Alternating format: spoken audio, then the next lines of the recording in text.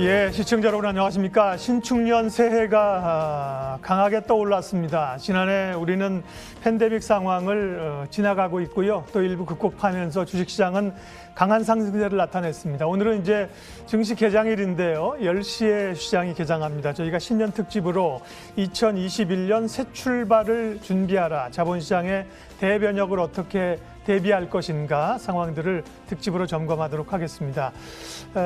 첫 장이 열리는 오늘 큰 그림을 그리시면 투자에 도움이 될 것 같습니다. 먼저 신년 특집 글로벌 국내 경제 상황이 어떤지부터 점검을 하도록 하겠습니다.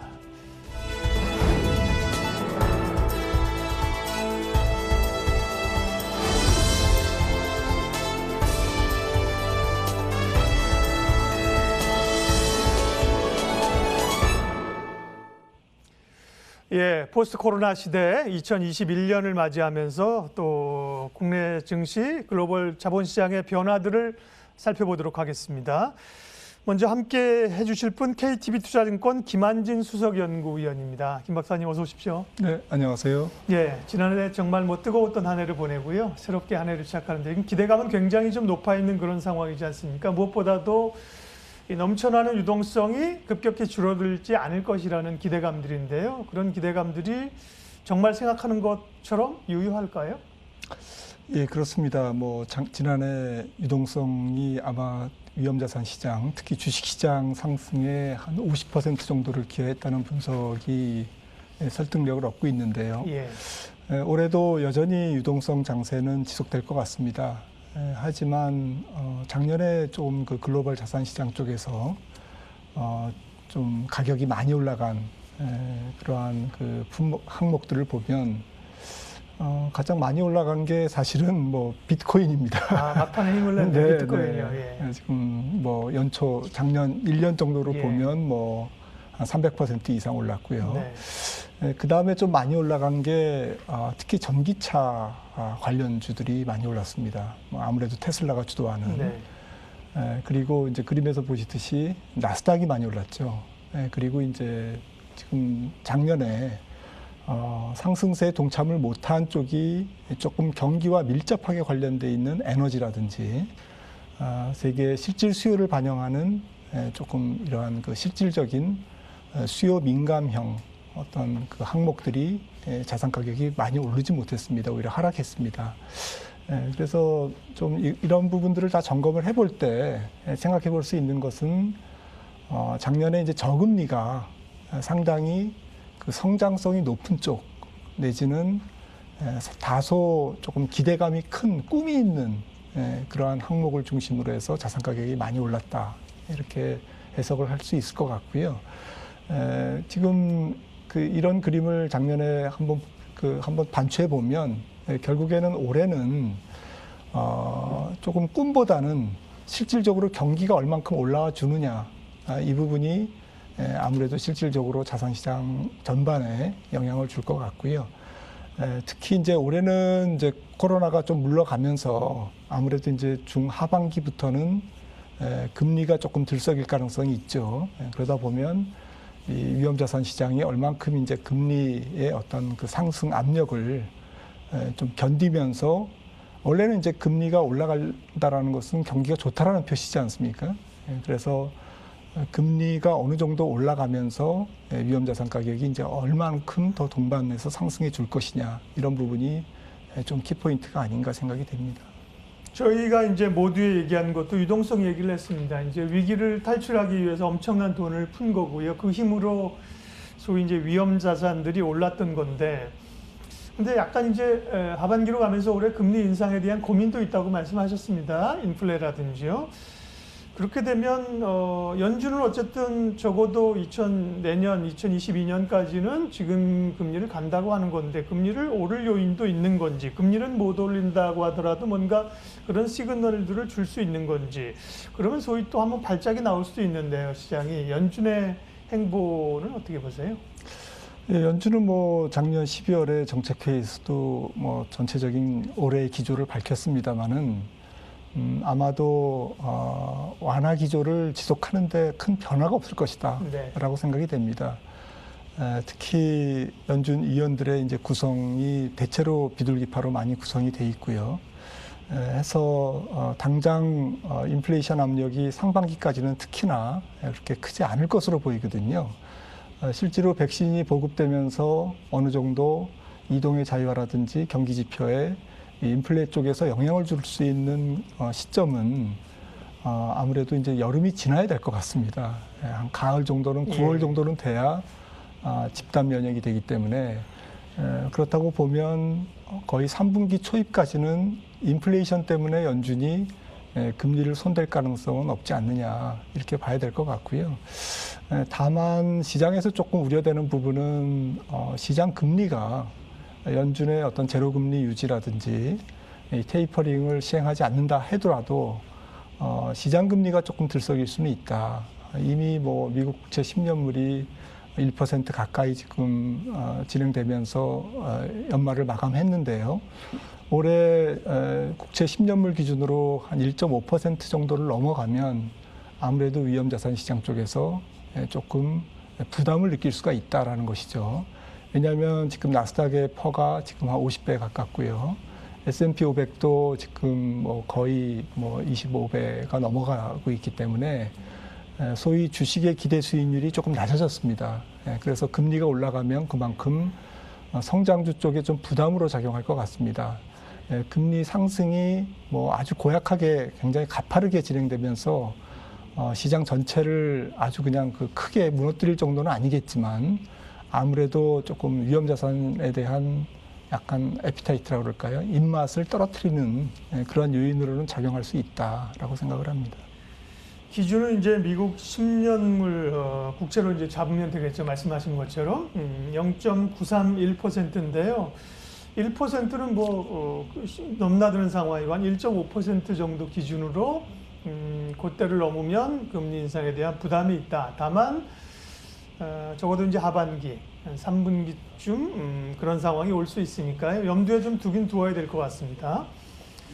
그럼 이제 말씀하신 것처럼 지난해는 기대감으로 올라갔다고 하면 올해는 이제 경기가 적어도 돌아서는 모양새를 좀 나타내줘야 될 텐데요. 물론 이제 코로나19와 관련이 있겠죠. 글로벌 경기 상황은 얼마나 좋아질까요, 올해?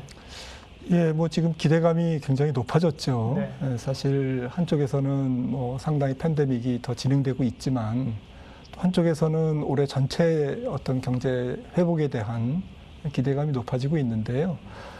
아무래도 올해는 작년에 많이 눌렸던 성장이 많이 눌렸던 국가일수록 성장성이 더 높아질 것 같고요.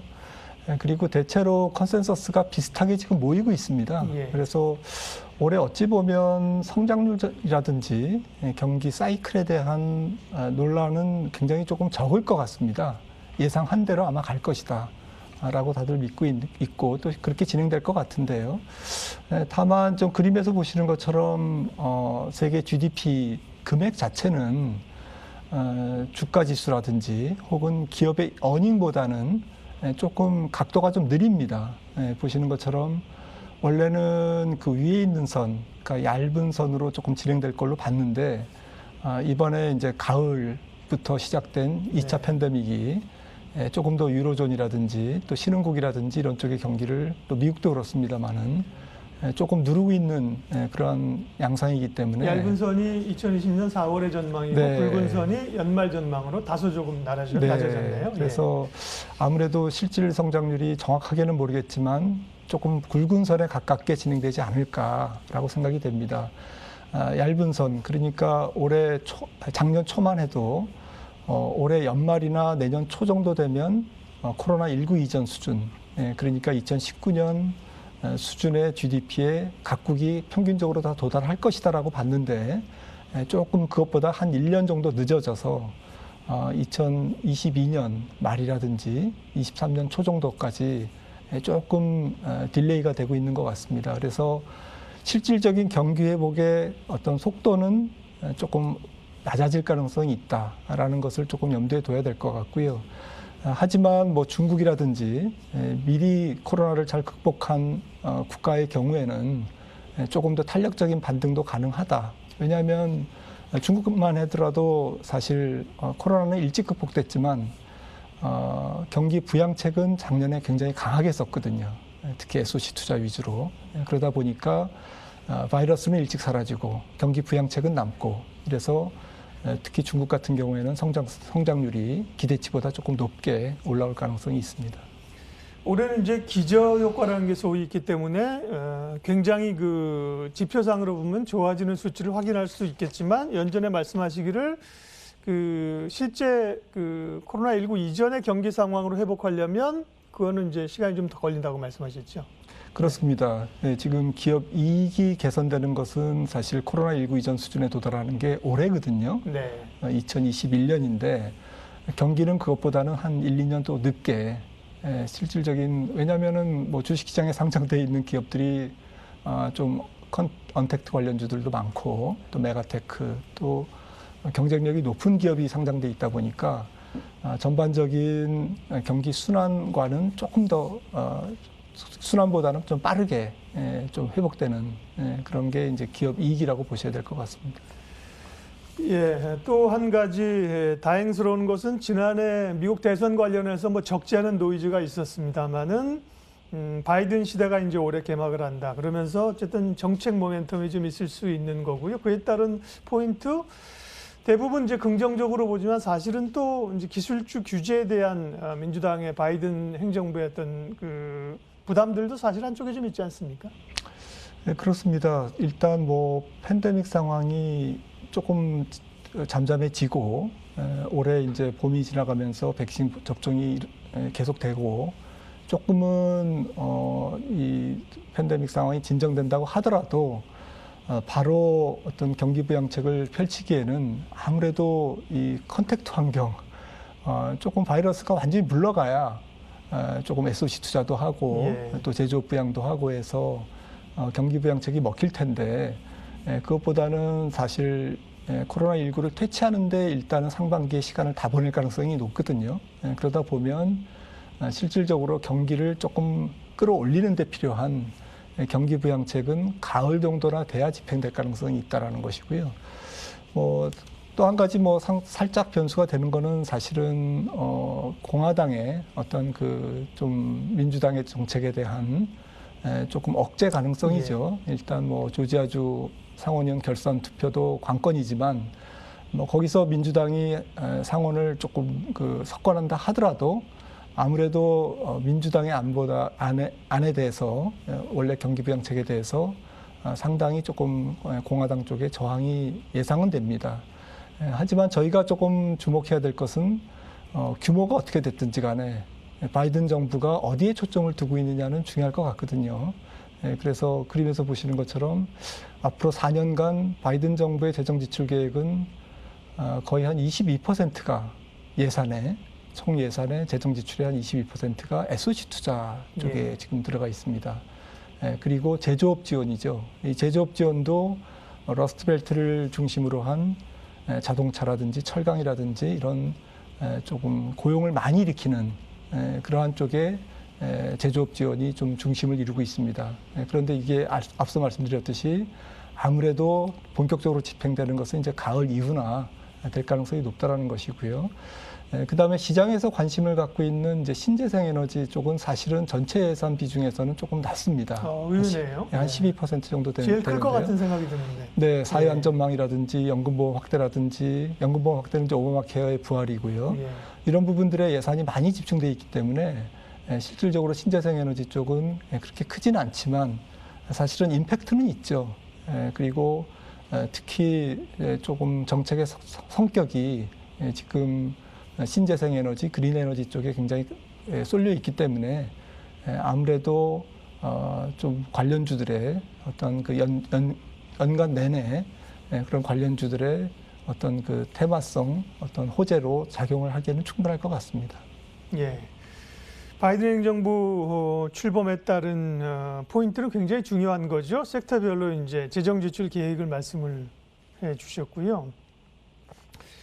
중국 얘기도 앞서 잠깐 하셨는데 이제 중국이 사실은 올해 성장이 가장 지난해에도 그렇고 올해 성장을 주도할 국가로 중국을 뽑는데 이견은 없는 것 같습니다. 다만 이제 미중 간의 갈등이 다시 불거질 수 있고 주말에도 보면 이제 시진핑과 푸틴이 손잡고 이제 미국을 견제하는 모양새가 나타나지 않았습니까? 내부적으로도 보면 뭐 마윈에 대한 경고라든지 뭐 일부 지방 정부의 디폴트라든지 우려는 꽤 많이 있는데요. 중국에 대한 투자는 긍정적으로 올해 좀 가져가도 될까요? 네, 한마디로 말씀드리면 중국도 뭐 전체적으로 보면 시장이 나쁘진 않을 것 같은데 그래도 중국이 갖고 있는 조금 그 부담이 말씀하셨듯이 좀 뭐 구조조정이라든지 부채조정이라든지 또 미중 무역 분쟁이라든지 이런 저항을 받지 않을 수가 없기 때문에 특히 조금 제가 우려되는 부분은 중국의 좀 부채 조정입니다. 지방정부 말씀하셨듯이 좀 부채가 많기 때문에 이 부채 조정을 하는 과정에서는 아무래도 민간 신용을 급격하게 증가시키기가 어렵거든요. 그런데 중국의 주요 지수를 구성하고 있는 종목은 이 부채 조정과 관련된 국영은행이라든지 또 에너지라든지 또 산업재 이런 쪽이 좀 많습니다. 비중이 높기 때문에 실질적으로 경기가 풀리면서 애프터 코로나 시대에 중국 경제를 이끌어가는 것은 소비재라든지 이런 쪽일 텐데 실질적으로 시장 전체에서의 시가총액 비중은 그런 쪽이 좀 작은 거죠. 그래서 중국 전체에 대한 투자 전략은 아무래도 지수 공략보다는 좀 섹터별 공략이 좋지 않을까라는 생각이 들고요. ETF라든지 이런 걸 활용해서 좀 종목이라든지 또 섹터별로 조금 더 세밀하게 접근하는 게 투자 수익률 제고에 좀 도움이 되지 않을까라고 생각을 합니다. 그리고 뭐 중국 경제나 증시가 변동성이 있더라도 중국 경제에 기대어서 성장하는 국내 기업들이 많지 않습니까? 뭐 인프라도 그렇고 소비도 그렇고 뭐 엔터도 그렇고 그런 쪽은 기대가 또 좀 갑니다. 예, 글로벌 상황들 쭉 점검해봤고요. 국내 경제 증시 상황 쪽으로 가도록 하겠습니다. 올해 우리 성장률은 어떻게 되는 겁니까? 이제 다시 코로나가 다시 확산되면서 좀 당초보다 조금 낮춰지는 얘기도 있고요. 또 증시의 흐름들, 패턴들은 어떻게 나타날 거로 전망하세요? 예, 전반적으로 뭐 그 시장이 항상 돌이켜 보면 대형주가 주도한 다음에는 조금 중소형주가 주도하고 좀 뭐 제조업이 주도한 그 다음 해에는 약간 서비스업이라든지 비제조업이 주도를 하고 네. 좀 뭐 그런 성향이 좀 강했습니다, 그동안. 그런데 문제는 작년에 지금 주가가 많이 올랐기 때문에 상당히 좀 우리나라 주식도 멀티플 부담은 좀 있거든요. 밸류에이션에 대한 부담이 있기 때문에 밸류에이션을 많이 끌어온 성장주라든지 좀 뭐 전체가 다 그런 건 아닙니다만은 아무래도 조금 작년에 주도했던 종목들이 기술적 피로감이 높은 건 사실이거든요. 거기다가 아마 3월 중순 이후부터는 또 어떻게 될지 모르겠습니다만은 그동안 이제 공매도 조치가 지난 9월 중순 이후에 6개월 연장돼서 한번 또 3월 중순 이후에는 그게 좀 변수가 될 가능성이 있고요.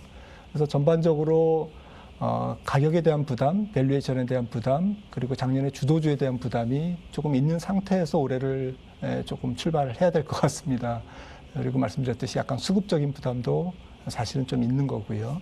그래서 이런 부담들을 모두 실적이 뭐 좋아지면 다 극복될 수 있는 거니까 다 잠재울 수 있는 거기 때문에 결국에는 뭐 펀더멘탈 또 실적 이런 부분들이 뒷받침되는 종목 쪽으로 선별적으로 갈 가능성이 있다라고 생각을 합니다.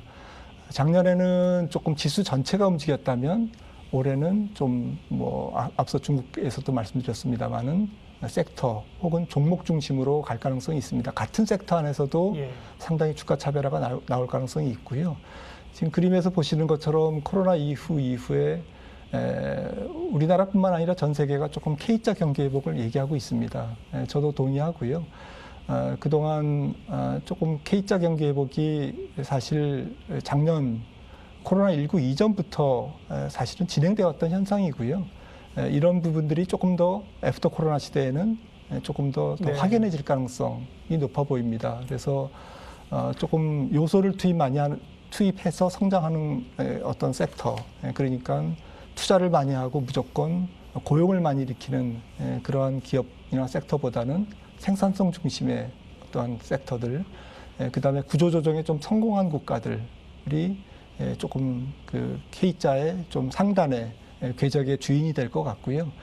특히 혁신성장 기업들은 좀 범위는 좁혀지겠지만 여전히 조금 그 K자형 경기 회복의 상단 쪽에 위치에 점하지 않을까라고 생각을 합니다. 그렇게 되다 보면 결국 성장성 위주의 밸류에이션이 어느 정도 뒷받침이 되는 주식하고 구조조정에 성공한 좀 시클리칼이라든지 산업재 쪽에서 조금 반등하는 좀 바닥을 딛고 일어서는 그런 쪽으로 바벨 전략으로 가는 것이 맞지 않을까라는 생각이 듭니다.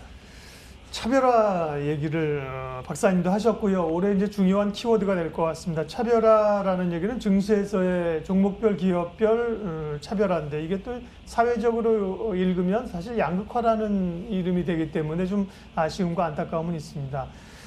전략을 좀 이제 마무리를 하도록 하겠습니다. 지난해는 정말 한국 증시에서 유례없는 동학개미들이 시장을 이끄는 대단한 한 해였는데요. 그런 개인들의 힘이 올해도 분출될 것인가, 동학개미의 영향력이 계속될 수 있을 것인가 궁금하고요. 또 그런 동학개미들이, 개인 투자자들이 2021년 시장을 어떻게 대응해야 될지 조언 좀 부탁드립니다. 저는 뭐 한마디로 좀 목표 수익률은 좀 낮추는 게 낫지 않을까라고 생각을 합니다. 작년 같은 경우에는 코로나19로 인해서 주가가 전체적으로 무너졌다가 코스피가 1,400대까지 무너졌다가 거기서 이제 2배 반등이 나오지 않았습니까? 그러니까 원래 주가가 많이 무너지면 반사적 반등이 나오는 게 정상한 이치고요. 거기에 이제 올해 경기 회복이나 기업 이익의 회복까지도 다 이제 앞당겨서 멀티플의 상승을 통해서 이미 주가가 상당히 지금 높아져 있는 수위가 높아져 있는 상황이기 때문에 작년 같은 경우에는 조금 이례적인 수익률이었다라고 조금 받아들여야 될 것 같고요. 올해도 작년 정도의 수익률, 코스피 바닥에서 더블 정도 되는 그 정도의 수익률이라든지 혹은 종목별로도 목표 수익률을 40, 50% 물론 이제 40, 50% 나오는 종목도 있고 그 이상 나오는 종목들도 있겠습니다만은 전반적으로 기대 수익률을 작년보다는 조금 낮춰서 모두에 말씀드렸듯이 경기의 저항, 밸류에이션의 저항, 금리의 저항이 존재하는 그런 시장이기 때문에 조금 더 차분하게 조금 정석적으로 접근하는 것이 오히려 투자 수익률 제고에 도움이 되지 않을까 싶고요. 주식시장은 사실은 달력을 기억하고 있지 않습니다. 상고하자냐 상저하고냐라는 부분에서 작년에 계속 올랐기 때문에 사실은 4월 이후에는 계속 주가가 올랐기 때문에 그 상고하저에 상저하고냐 이런 의미는 조금 약할 거라고 생각이 되고요. 주식시장은 다만 기억하고 있는 것은 마켓이 많이 올랐다. 그것도 쉬지 않고 올랐기 때문에 아무래도 상고하저의 가능성이 좀 높지 않을까 저는 그렇게 보고 있습니다. 사실 좋은데요. 기대감이 이제 높다는 게 좀 부담되는 그런 상황이죠. 신년 특집 2021년 자본시장의 대변혁을 준비하라. 먼저 글로벌 경제 흐름들하고요. 국내 증시 대응 전략 KTB 투자증권 김한진 수석연구위원 함께했습니다. 박사님 고맙습니다.